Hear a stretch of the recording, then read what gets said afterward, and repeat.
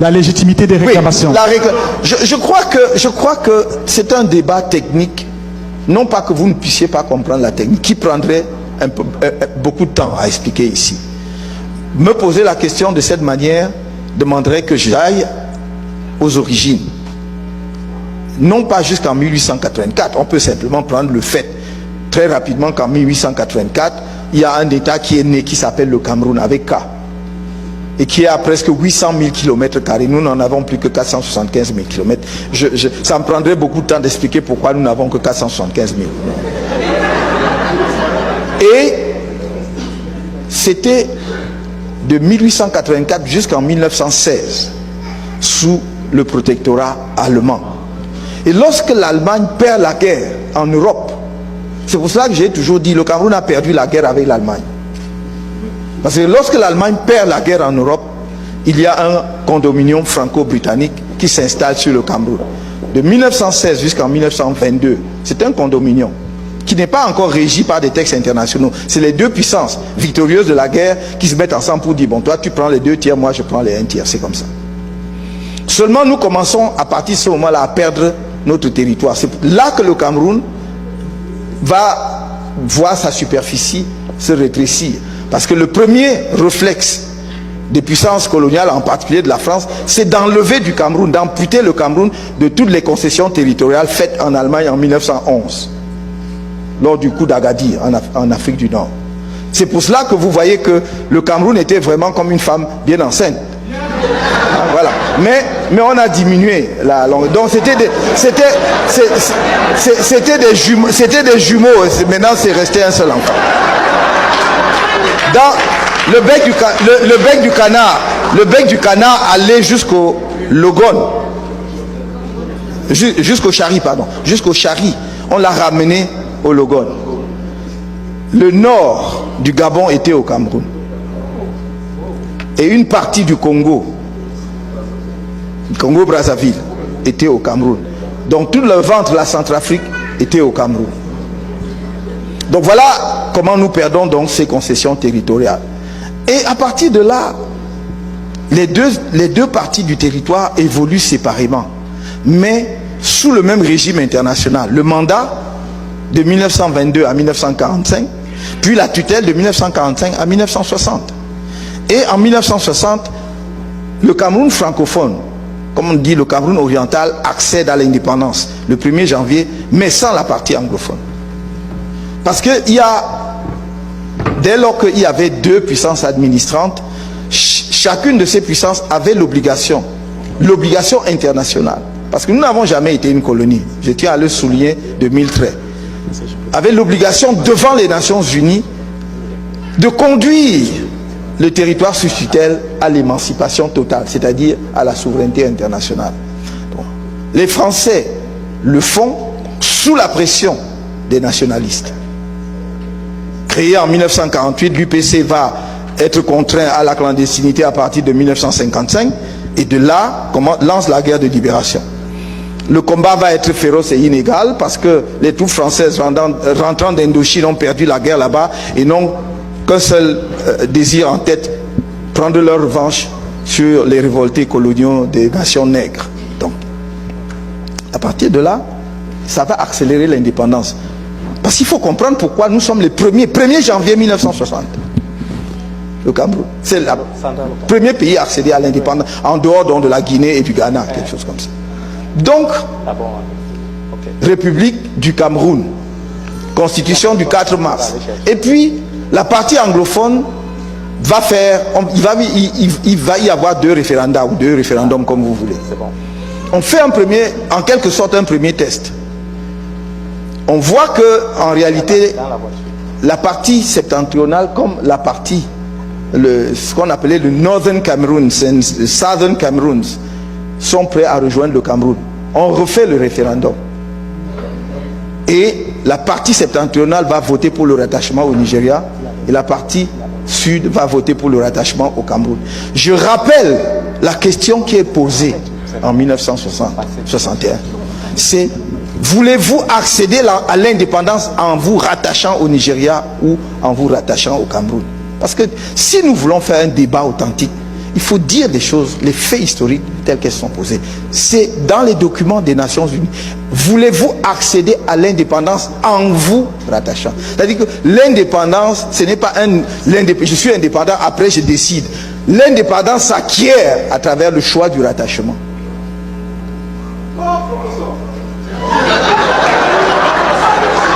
Oui.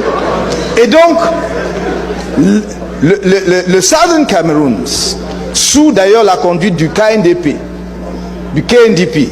du docteur Djongou Foncha et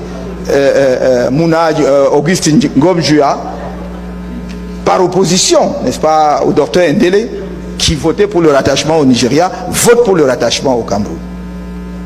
Et donc, le 1er octobre 1961, on fera le rattachement, mais après la conférence de Fumban. Pourquoi je dis que ce serait long? Parce qu'il faut maintenant aller dans la conférence de Fumban, voir ce qui s'est décidé. Et là, les discussions, parce que très souvent, nos frères disent, oui, mais la conférence de Fumban, on nous a trompés. Bon, si on vous a trompé, bon, c'est la faute du trompeur, mais c'est votre faute aussi d'avoir été trompé. Ah oui. Donc, à la conférence de Fumban, en fait, le problème, c'est quoi? C'est qu'il y avait eu plusieurs conférences avant, Bouéa, Bamenda, je crois même Yaoundé, si je me trompe. Et donc, la conférence de Fumban, contrairement à ce que les gens pensent, n'était pas l'unique conférence. Et là où nos frères anglophones ont raison sur un point, c'était qu'il fallait leur donner le projet de constitution avant, pour qu'ils travaillent dessus avant de se rendre à la conférence de Fumban. Mais à Fumban, c'est quand la délégation de nos frères anglophones du Southern Cameroun sont arrivés qu'on leur a remis le projet de constitution. Ils devaient donc l'examiner séance tenante. L'histoire veut d'ailleurs, et c'est pour cela que j'ai toujours considéré, à mes yeux c'est un grand homme, aux yeux de nos frères qui veulent, surtout ceux qui veulent la sécession, c'est pratiquement un traître, Djongou Foncha. La réunification a eu lieu grâce à Foncha. Parce que Foncha a dit, la délégation anglophone a dit, non, de toute façon on suspend la conférence, nous allons rentrer pour étudier le projet de constitution. Il a dit, non, non, non, mes frères, on était des frères avant que les Anglais, les autres viennent nous séparer. On est venu ici nous retrouver entre frères les affaires de contenu de la constitution, là on va voir après. Voilà comment c'est arrivé. Et c'est pour cela que c'est une loi, ce qu'on appelle la constitution de 1961, la constitution fédérale, et là aussi les anglophones ont raison, est simplement une modification de la constitution de 1960 de la République du Cameroun, qui devient la constitution fédérale 1961. Et donc on instaure de cette façon-là le fédéralisme au Cameroun, avec un premier ministre du Cameroun occidental, un premier ministre du Cameroun oriental et un gouvernement fédéral. Je vais sauter parce que après, en 72, qu'est-ce qui se passe? On dit c'est trop lourd. Mais en réalité, la suppression du fédéralisme était déjà à l'œuvre lorsque, dès 1966, Amadou Ahidjo décide de faire un parti unique. Parce que le système fédéral s'accommode quand même un peu difficilement du parti unique. Et donc, les différents partis qui existaient dans le pays vont fusionner pour ne faire qu'un parti, l'UNC, l'Union nationale camerounaise. Donc on était déjà en réalité en train de sortir, sans le dire très clairement, politiquement du système fédéral. Mais je dois dire, et c'est là que je vais dire à mes frères anglophones, parlons avec sincérité, parce que tout cela s'est fait aussi avec votre participation. Les leaders politiques de la région aussi se sont confrontés et il y a eu des choix. Lorsque il y a eu certains qui avaient des réserves, d'autres étaient favorables, même à la création du parti unique. Et ont eu effectivement des promotions politiques grâce à cette prise de position-là. Et en 1972, quand on dit on va faire l'État unitaire, Ahidjo était très malin, très intelligent, ou ses conseillers, j'en sais strictement rien. Mais toujours est-il qu'il a compris une chose, l'article 47 de la Constitution disait qu'on ne peut pas modifier la forme fédérale de l'État. Donc là aussi, les anglophones ont raison, c'est exact. Mais qu'est-ce qu'il a fait? Il n'est pas passé par l'Assemblée. Il a fait le référendum. Or, le référendum veut dire que tu retournes devant le souverain. Le souverain peut changer son avis. Il avait dit qu'on ne touchera jamais à la forme de l'État. Maintenant, il dit qu'on peut toucher. C'est ça. Voilà tout le problème vient de là. Parce qu'il y a une interprétation différente entre nos frères et sœurs anglophones et les juristes, enfin un certain nombre de juristes, y compris moi-même sur ce point. Vous dites que le peuple est souverain, c'est pas ça? Donc le peuple est souverain et il utilise sa souveraineté quand il veut, comme il veut. C'est pour cela que sinon il n'y aurait pas de différence entre la procédure législative et la procédure référendaire. Vous allez au référendum parce que vous retournez devant le souverain. Lui qui peut annuler ce qu'il a décidé hier. Donc, tout est parti de là, puisque vous avez voulu que je parle de cela. Et je crois que nous devons un jour nous asseoir, avoir même ce débat sur le plan de la technique juridique. Là, je n'ai donné que quelques arguments essentiels. On pourra. J'ai eu, lorsque dans les années 90, des collègues à l'université, de la partie anglophone, remarquables juristes avec qui on a eu ce débat, on peut le poursuivre. Et je voudrais que si la théorie de la souveraineté populaire a un sens, cela veut dire que, c'est-à-dire qui peut le plus, peut le moins. J'ai dit en tant que souverain, je défais, j'ai fait en tant que souverain, je défais en tant que souverain. Si on était passé par l'Assemblée, effectivement ce serait contestable. Parce que l'Assemblée n'est que, voilà, représentant du souverain. Mais quand le souverain agit lui-même, tu ne peux plus dire qu'il n'aurait pas dû agir dans tel sens ou tel autre. Voilà la différence, toute la différence. Donc je voudrais que le moment venu qu'on s'assoie, on parle de ces choses-là. Et ça ne devrait pas être quelque chose d'insurmontable. Ne faisons pas des constructions. Je lis beaucoup, hein, y compris ce qu'on dit sur moi, de moi, enfin, contre moi. Les gens ont dit, oui, mais il faudra qu'on aille enseigner à Kamto que l'Ambazonie existe avant même 1884. C'est pas ça le sujet.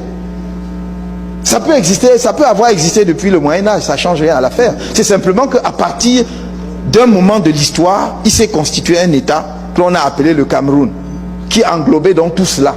C'est pas moi qui ai décidé cela. Donc nous ne pouvons pas mettre quelque chose entre parenthèses et retourner à ce qui s'est fait, ce qui existait 2 ou 5 siècles avant. Nous devons partir des réalités historiques telles qu'elles se sont construites, parfois, et je dirais même souvent, avec notre propre participation. Moi, personne n'est parfait, mais dans toute ma vie, j'essaye de me laisser guider par la justice et l'équité. Par la justice. C'est tout. Allez vous inscrire sur les listes électorales. Inscrivez-vous massivement sur les listes électorales. Et si tu es nouveau à la chaîne, abonne-toi, active la cloche de notification pour toujours être alerté des nouvelles vidéos. C'est très important que vous abonnez et que vous likez les vidéos. Likez également les vidéos s'il vous plaît.